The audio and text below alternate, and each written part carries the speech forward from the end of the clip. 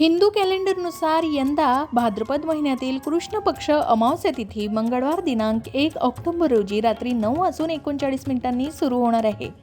या अमावस्या तिथीची समाप्ती बुधवार दिनांक 2 ऑक्टोबर रोजी होणार आहे, दुपारी 12:18 उदय तिथीनुसार सर्व पितृ अमावस्या बुधवार दिनांक 2 ऑक्टोबर रोजी आहे।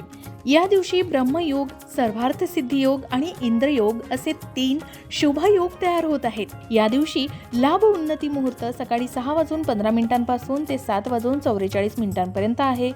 शिवाय अमृत सर्वोत्तम मुहूर्त सकाळी 7:44 पासून 9:12 असेल। या दिवशी शुभ वेळ सकाळी 10:41 पासून ते दुपारी 12:10 आहे।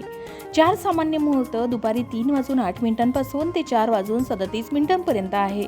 लाभ उन्नती मुहूर्त दुपारी 4:37 पासून ते 6:06 असेल।